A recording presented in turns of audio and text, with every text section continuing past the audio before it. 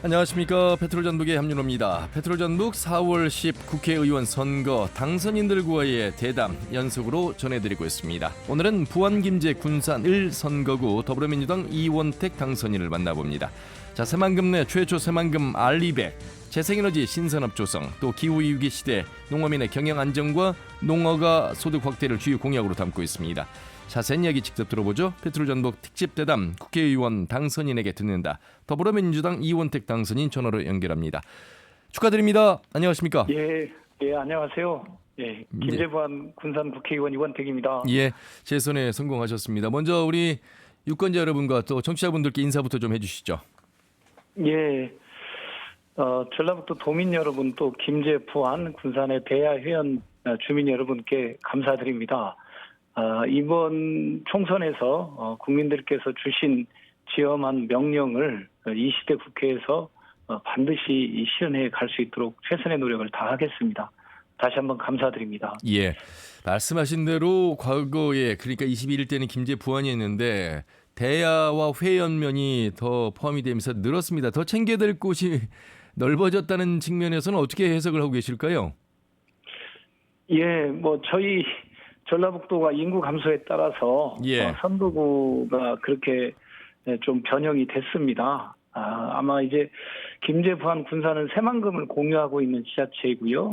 또 그래서 새만금을 통한 비전을 세우는 문제도 하나 있을 거고 또 김제 부안 군산의 미래 비전이 각각이 있을 것 같습니다. 이런 것이 이제 넓어진 만큼 제가 이제 좀 더 치밀하고 또 성실하게 각 지자체의 현안들 또 새만금의 현안과 미래 비전을 잘 만들어가야 될 걸로 보여집니다. 예. 군산 회원과 대하면 더 많이 찾아가시길 바라겠습니다. 자, 김제부안 대하 회원 군산 이제 김제부안 의리라고 우리가 이제 이름을 붙이고 있습니다. 자, 이렇게 의석을 유지하기 위해서 이 선거 인구 하한선 때문에 합쳐질 수밖에 없는 상황도 있습니다만 그에 앞서서 이 새만금에 인접한 세 도시의 관할권을 두고 갈등이 일고 있는 부분 누구보다 지역구 의원으로서 잘 알고 계시잖아요. 통합으로 이끄는 부분에 대한 목소리가 많이 나오고 있는데 이 단순한 통합이 어떤 갈등에 대한 봉합 차원의 통합을 넘어서서 통합 시 이야기까지 나오는 그런 현실을 어떻게 좀 국회의원으로서 바라보고 계실까요? 예, 저는 일단 새만금의 속도감 있는 개발 또 공동 개발을 위해서 통합적 차원에서 이제 새만금 특별자치단체 연합은 신속하고 조속하게 실행을 해야 된다고 보고 있습니다. 그래서 제가 이 특별자치단체 연합의 재정 지원을 정부나 광역시가 할 수 있도록 왜냐하면 자치단체 연합을 만들면 3시 예산으로만 하게 돼 있거든요.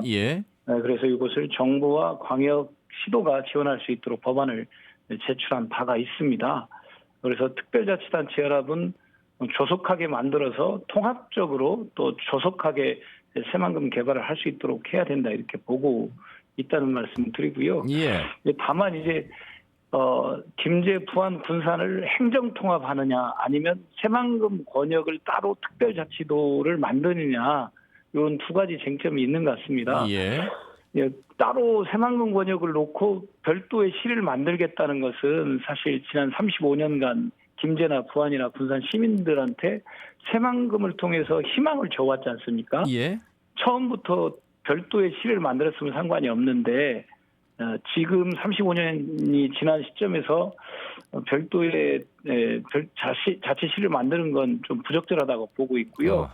다만 이제 김제 부안 군산을 행정통합하는 거, 이 부분인데 이제 삼시통합 문제는 사실 뭐 쉬운 문제는 아닙니다. 왜냐하면 삼시가 갖고 있는 지방세만으로 삼시가 통합될 경우 인프라를 구축해야 될 텐데 그 재원 대책이 현재는 부족합니다. 사실 이런 걸 통합할 때 옛날 청주청원 통합하거나 마창진 통합할 때도 정부에서 인센티브 안을 제시를 합니다.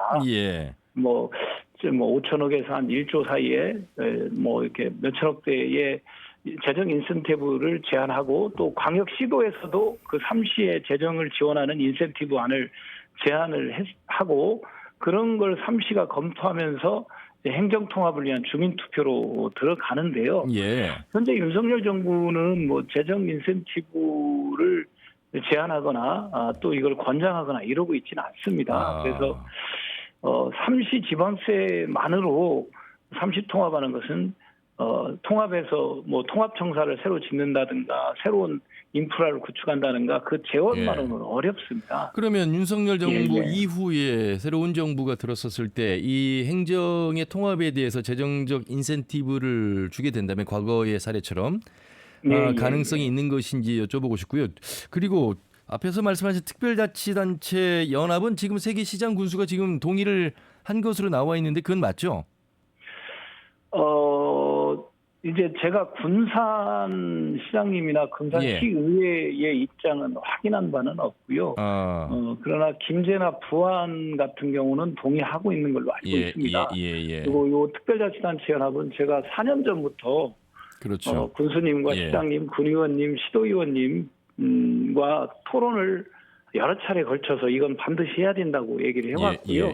다만 이제 좀 제도 정비가 좀 필요하다. 아까 말씀드렸던 중앙정부나 광역도로부터 재정 지원이 좀 필요하다. 특별자치단체 연합을 운영하려면 그것도 이제 삼시 재원만으로 운영을 해야 하잖아요. 현재 법대로 보면. 그래서 그런 제도를 좀 보완 입법을 필요성을 강조하는 측면이 있는데 기본적으로 이건 빨리 조속히 저는 가야 된다고 보고 있습니다. 서두부터 왜 통합에 대한 질문을 드리냐면 지금 뭐 10개 당선인들 또 특자도의 김건영 지사와 인터뷰를 계속하면서 전북이 앞으로의 미래를 위해서 어떤 통합의 발전적인 방안을 고민하지 않을 수 없다. 이미 좀 늦은 시점이다. 이런 말씀을 하셨고 또 전주완주 이야기가 벌써 30년째 이어져 오고 있기 때문에 아울러서 서부의 김제, 군산, 부안에 대한 통합 이야기도 자연스럽게 나오는 것 같습니다. 근데 김제, 부안, 군산을 통합하는 문제는 아까 제가 이제 말씀드렸지만 결국은 통합시를 만들게 될 경우에 아까 지방세의 군산, 김제, 부안 총합만으로는 어렵다는 겁니다. 그래서 중앙정부나 지방 그 광역시도의 재원 지원 대책이 뭐 향후 10년이든 15년이든 재원 대책이 좀 필요하다는 말씀 드리고요. 이제 또 하나는 이제 제가 김제 부안을 대변하고 있는 국회의원이잖아요. 대변하고 있는 국회의원의 입장을 말씀드리면 통합시가 만들어지면 어떻든 시장은 좀 인구가 많은 쪽에서 될 가능성이 높지 않습니까? 그러잖아요. 통합시장은 인구가 많기 때문에 김제 부안 합쳐서 13만이고 군산이 26만인데 통합시장 같은 경우가 인구가 많은 쪽에서 될 개연성이 있기 때문에 그 통합시장이 그러면 이걸 제도적으로 안정적으로 김제 부안에 대한 재정적인 고려를 해줘야 될 거 아닙니까? 그렇잖아요. 근데 이건 통합시장이 개인의 임의적인 판단에 따라서 했다가는 통합되고 난 다음에 예를 든다면 김제나 부안이 소외된다는 상황이 와버리면 제가 김제 부안을 대표하는 사람으로서 무슨 말씀인지 알 것 같습니다. 그래서 이런 게 제도적으로 보완이 필요합니다. 그래서 삼시 간에 또는 정부와 광역도 간에 제도적으로 뭐 10년이든 15년이든 20년이든 예를 든다면 소외되지 않고 재정적 지원이 일관되게 돼야 된다는 거 하나. 아울러서 예를 들면 뭐 통합시청사가 김제나 부안으로 가고 또 뭐 혁신 시즌2가 되어서 공공연히 올 때 그런 뭐 고려 배려 뭐 이런 부분들까지도 또 10년 정도 15년 정도의 지금의 안정적인 상태가 유지돼야 된다는 조건 이런 부분들 말씀하신 거죠?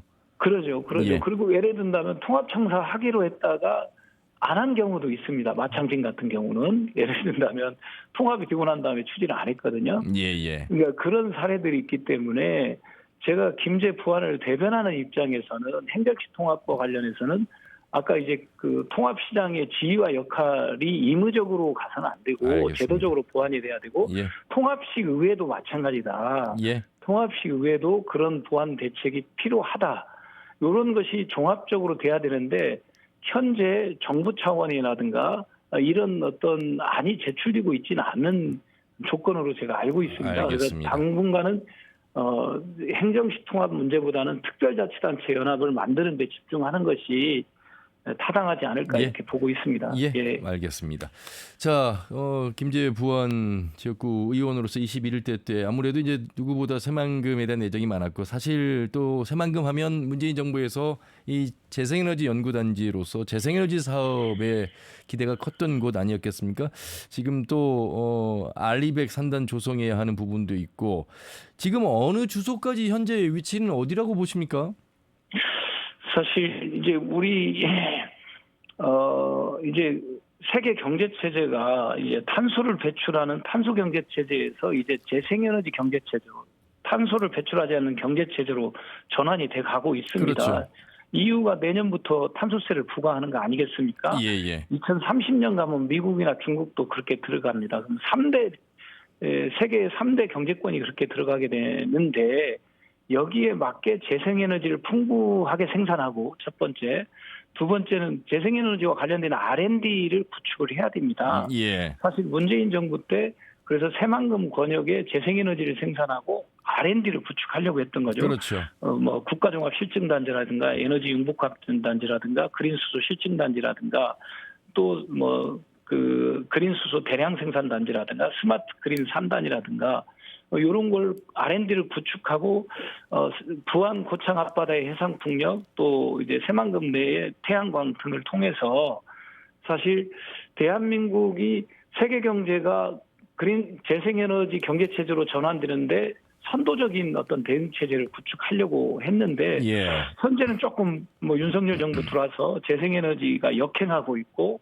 또 이제 감사를 받았지 않습니까? 그래서 주춤하고 있는 형국이다 이렇게 보고 있고요.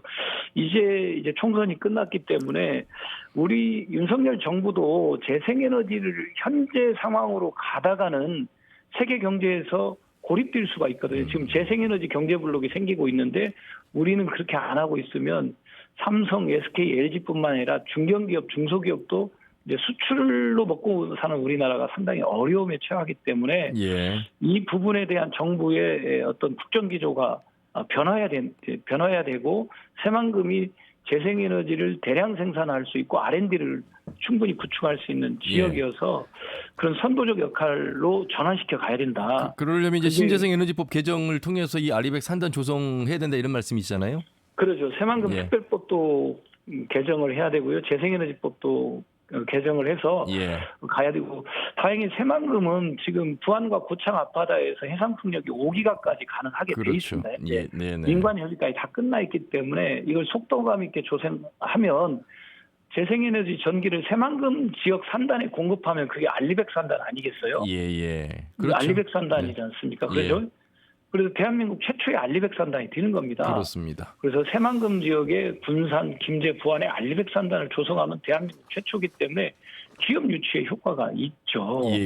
거기에와 관련된 제도를 정비하고 전력망을 공급할 수 있도록 하는 게 제일 중요한 역할 중에 하나라고 보고 있습니다. 자, 이렇게 이제 말씀을 하고는 있습니다만 현재 윤석열 정부 들어서 우리 도민들에게 새만금은 상당히 그동안에 우리 정치인들에게 이제 희망 고문 또 내지는 인내심을 가져야 되는 새만금이었다가 윤석열 정부 들어서는 오히려 이제 이런 희망 고문마저도 어려운 현실이 아닌가. 작년에 잼버리 파행으로 인한 예산 삭감. 그래서 지금 해야 될 게 너무 많은데 신항만, 공항, 인입철도 뭐 다 삭감되면서 여기에 대한 대응책에 대한 정치력의 책임감도 우리 도민들은 물었습니다. 물론 총선에서는 압도적인 지지를 보냈습니다만, 자 대응책 이제 재선 의원으로서 그 어떤 역할을 좀 더 지역구 의원으로서 하시겠다는 각오가 크실 것 같은데요. 그렇습니다. 아마 이 새만금의 변곡점은 2030년 정도가 저는 될 거라고 보고 있습니다. 원래 당초 계획도라면 사실 공항도 28년, 그렇죠. 그다음에 철도가 29년, 지역 간 연결도로 29년. 새만금 고속도로는 올해 말이면 연결되는 거 아니겠습니까? 또 동서도로, 남북도로가 다 연결이 끝났기 때문에 사실 항만이 26년에 2선석 5만 톤짜리가 들어오기 때문에 사실 핵심 인프라 구축이 끝나는 변곡점이 30년입니다. 근데 이 속도를 유지하는 게 중요한데 사실 윤석열 정부 잼버리 파행 이후에 사실 예산이 대폭 삭감됐습니다. 이명박 박근혜 정부 수준으로 돌아가고 있는 것이 아닌가 이렇게 생각을 하고 있고요. 다만 지금 윤석열 정부가 잼버리 파행 이후에 이제 공항, 철도, 또 지역 간 연결도로를 뭐 적정성 검토를 하고 해서 6월 말까지 결론을 내겠다고 하는데 중간 보고로는 문제 없는 걸로 나와서 사실 이제 문제 없는 걸로 결론이 나면 이제 내년 예산이 대단히 중요할 것 그렇죠. 같습니다. 예. 그래서 속도감 있게 구축해 가는 거, SOC를 속도감 있게 구축해 가는 것을 꼼꼼히 따져서 대응을 해 가야 될 것 같고요. 또 예. 아까 이 지역이 새만금 지역이 사실 이제 좀 더 메리트 있는 지역으로 바뀌어가기 위해서 아까 알리백을 구현할 수 있을 갈리백 산단이 될 수 있는 어떤 재생에너지 생산과 전력망을 구축하는 것도 대단히 중요한 포인트가 될 것 같습니다. 그런 방향으로 예. 대응을 좀 더 해가야 될 것 같고요. 또 알겠습니다. 당연히 이제 그 새만금 항이 농산물 수출 전용항 또 수소 전용항으로서의 허브로서의 역할을 할 수 있는 기능도 탑재해서 가야 된다고 보고 예. 있습니다. 자, 21대 4년 상임위 농해수위 또 당내 보직은 농어민 위원장이셨습니다. 많은 활동도 하셨는데 이현택 의원께서는 지난 4년 어떻게 좀 회고하십니까? 예, 제가 이제 초선으로서 지난 4년간 농해수위에서 또 당에서 농어민위원회 위원장으로서 역할을 했습니다. 예. 제 지역이 이제 농민과 어민이 많은 지역이어서 그렇죠. 아무래도 지역의 이익을 대변하는 과정이었을 것 같은데요. 그러나 단순히 이제 김제 부안만이 아니고 전라북도에 농민과 어민이 많이 있고 대한민국에 농민과 어민이 많이 있습니다. 그 과정에서 전체를 대변하기 위해서 노력하는 과정이었다 이렇게 보고 있습니다. 그래서 쌀값 폭락 때 쌀값을 대응하기 위해서 노력을 했던 과정이 있었고요. 예. 양곡관리법 부분이라든가 이런 게 있었고 또 뭐 이제 직불금을 확대 개편하는 부분이라든가 또 어촌 요디를 통해서 이렇게 아름답고 쾌적한 항을 만드는 작업이라든가 등 여러 가지 이렇게 대응을 해왔다는 말씀을 좀 드립니다. 예. 그러나 이제 윤석열 정부 들어와서 이런 사업들이 좀 흔들리고 어려움이 있는 형국인데 여전히 이 부분에 대해서는 또 대응을 해가야 될 사안이라고 보고 있고요. 또 농해수위 차원에서 보면 새만금의 농생명용지나 항만이나 이런 부분이 또 저희 소관입니다.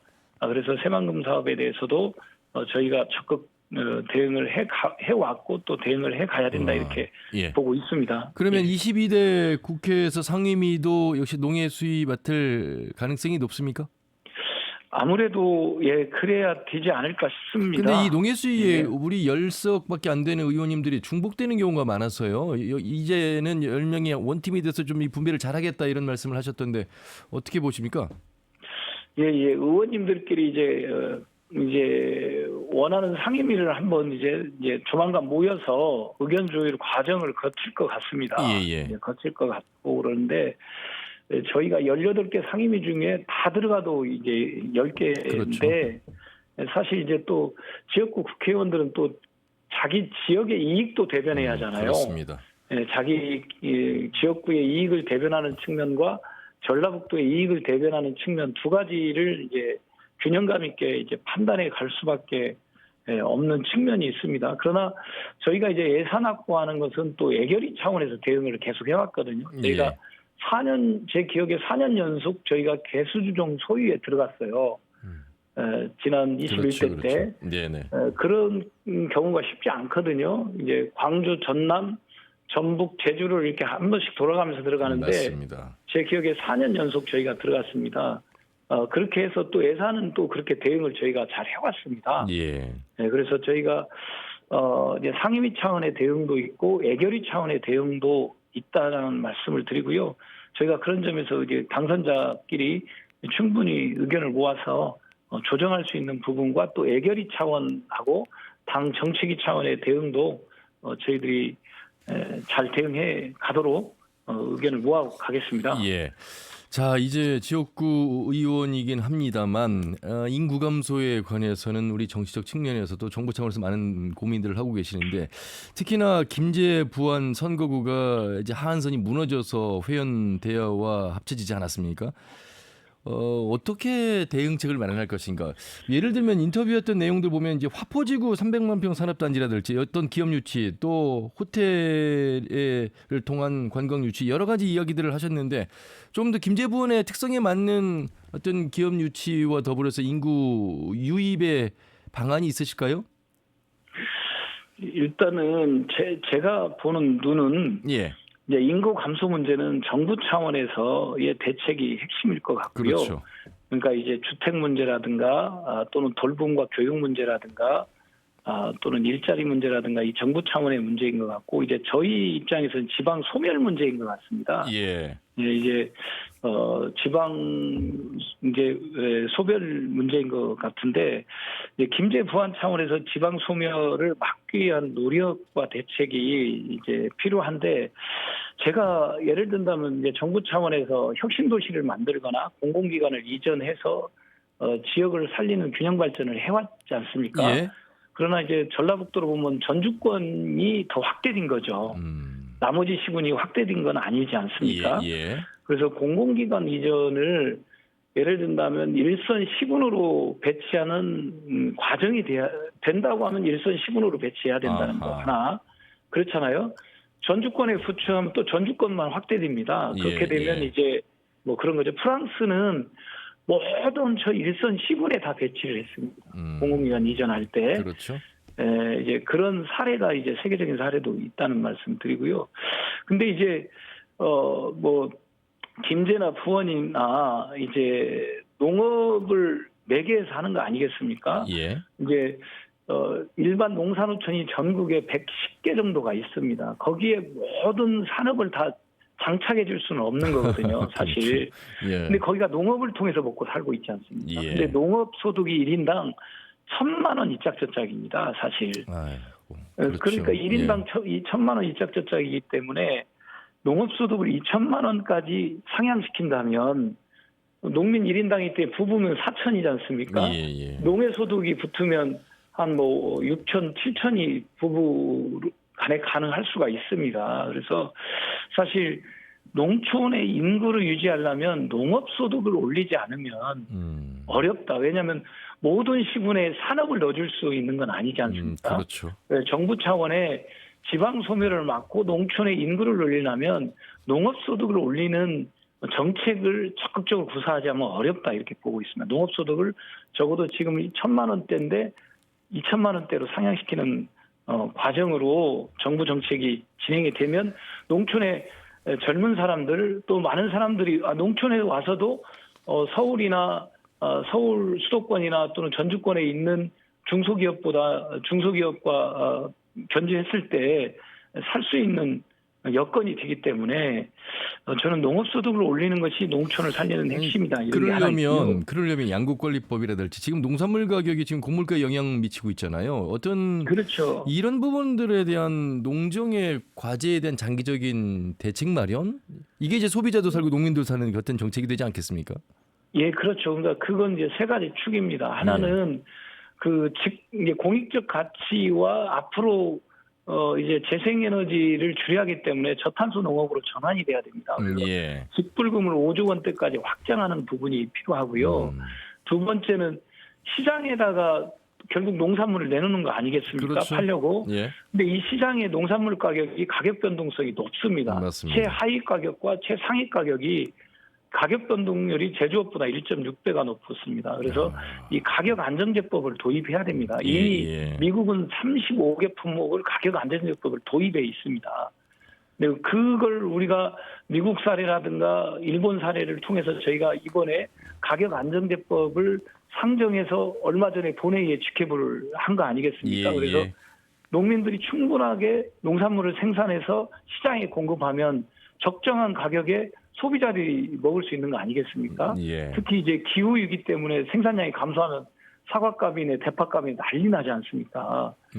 그래서 농민들이 기후위기에 맞게 충분하게 적정 농산물을 생산해서 공급하고 농민들은 소득을 안정적으로 이렇게 보장받을 수 있고 소비자는 적정 가격으로 할 수 있는 이런 시장의 가격 안정제법이 저는 필요하다고 보고 있고요. 또 이제 농민들의 필수 농자재에 대한 지원 대책도 필요하다. 이런 걸 통해서 적어도 농민 1인당 농업소득을 2천만 원까지는 올려야 지방 소외를 막을 수 있다 이런 거고요. 다만 이제 김제나 부안 같은 경우는 사실 이제 김제는 또 산업적 측면이 있습니다. 지평선 산단이 완판이 됐고요. 예. 그래서 지금 이제 아까 화포지구 쪽에 배우도시 쪽에 산단을 조성을 해서 알리백 산단을 조성하는 부분이 있고 그래서 김제가 지금 인구가 줄지 않고 계속 줄다가 김제가 지금 유지되고 있습니다. 인구가 유지되고 약간씩 늘어나고 있는 형국이고요. 알겠습니다. 네, 부안 같은 경우도 잼버리 부지나 그 초입지 부지에 사실 항만과 공항이 가까웠기 때문에 또 재생에너지가 해상풍력이 부안 앞바다에서 오지 않습니까? 그쪽으로 알리백 산단을 구축을 해서 첨단 산업과 물류기지를 구축하는 것도 부안의 어떤 새로운 방안이다 이렇게 보고 있습니다. 역시 새만금에 관련해서는 전문가가 되셨군요. 자, 시민들이 바라보는 우리 김제 부안의 또 대화회원의 이원택 국회의원 걸어온 길을 얼마나 알고 계실지요. 자, 학생운동 하셨고 시의원 하시다가 시의 또 비서실장 또 도에 와서 대외협력국장에 청와대 행정관에 정무부지사에 이제 국회의원이 됐습니다.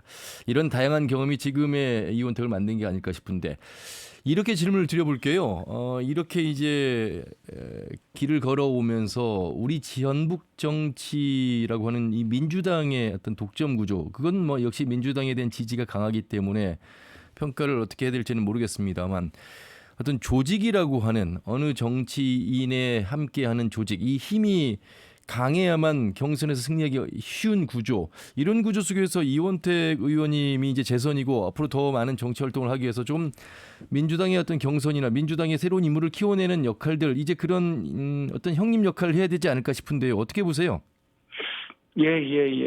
근본적으로는 정말 이렇게 참신하고 또 청렴하고 공심을 갖고 있는 인재들이 민주당을 통해서 성장할 수 있는 이제 정당 구조, 정치 구조가 만들어져야 된다고 보고 있습니다. 그걸 운영하는 이제 국회의원들이 이제 자기 지역위원회, 소관 지역위원회나 도당 차원에서 정말 참신하고 바른 정치인들이 이렇게 성장하고 이렇게 나아갈 수 있도록 그런 정당 구조와 정치 구조를 좀 만들어 가주는 게 필요하다고 보고 있고요. 그건 이제 민주당 내에서고 또 이제 다른 국민의힘이라든가 제3당과의 또 합리적인 경쟁을 통해서 이제 정치가 발전한다고 보고 있습니다. 근데 이제 저는 사실 이제 김제 부안 지역에서 이제 젊은 인재들을 이제 시의원이나 지방 정치인으로 등용하기 위한 노력의 과정이 있었습니다. 사실 이제 김제 같은 경우는 젊은 정치인이 2명이 이제 들어와서 지방 정치인으로 활동하고 있고요. 또 부안 같은 경우도 그런 것을 많이 이제 권장을 했었는데 아직 그러지는 않습니다. 부안은. 그러나 저는 젊은 정치인들이 이렇게 바르고 또 올바른 또 공심을 갖고 있는 젊은 정치인들이 이 정당 구조에 들어와서 뭐 저희 당이든지 국민의힘이든지 또는 다른 정당 구조에 들어와서 적극 활동하고 그런 인재들이 좀 역할을 해갈 수 있도록 키우고 저도 시의원부터 출발해서 국회의원까지 온 거 아니겠습니까? 그러시죠? 그러잖아요. 저도 풀뿌리 민주주의부터 시작해서 여기까지 온 겁니다. 지금 출발하는 것이 작은 걸로 보이지만 그런 경험을 통해서 쌓이면 단단하게 쌓이면 큰 정치인으로 성장할 수 있는 저는 토대가 될 수 있다 이렇게 보고 있고요. 알겠습니다. 그런 걸 만들기 위해서 노력하겠습니다. 짧게 22대 의정 활동 각오 간단하게 말씀해 주시면 감사하겠습니다. 22대는 사실 상당히 중요한 시기인 것 같습니다. 우리 대한민국이 퇴락하느냐 전진하느냐의 길목에 있습니다. 또 우리 대한민국의 민주주의가 유지 발전되느냐 또 쇠퇴하느냐라고 하는 길목에 서 있고요. 우리 경제와 민생이 상당히 어려운 지경에 처해 있습니다. 이걸 정말 올곧게 막아내고 또 선봉에 서서 싸우고 또 지켜내고 그러면서도 여야 간의 타협을 통해서 뭔가 상생을 찾아가는 그런 지혜로운 방법까지도 동원해야 하기 때문에 그런 각오를 가지고 임하겠습니다. 하나만 더 이 질문을 못 드리는데 도당위원장은 출마하십니까? 고민 중에 있습니다. 알겠습니다. 기존에 이제 제가 4년 전에 한번 출마를 했었었고요. 예. 또 그때 아깝게 이제 뭐 차점을 했었는데 또 2년 전에도 출마를 준비하다가 한병도 도당위원장으로 합의체에 그렇죠. 동의해서 예. 이제 그랬었는데요. 저도 지금 또 고민하고 알겠습니다. 있습니다. 재선이시기 때문에 하셔야 될 때가 된 것 같습니다. 말씀 여기까지 듣겠습니다. 고맙습니다. 예, 감사합니다. 네, 부안, 김제, 군산 을 선거구 더불어민주당 이원택 당선인이었습니다. 페트롤전북 특집대담 국회의원 당선인에게 듣는다. 오늘 순서는 여기까지입니다. 함께해 주신 여러분 고맙습니다. 함윤우였습니다.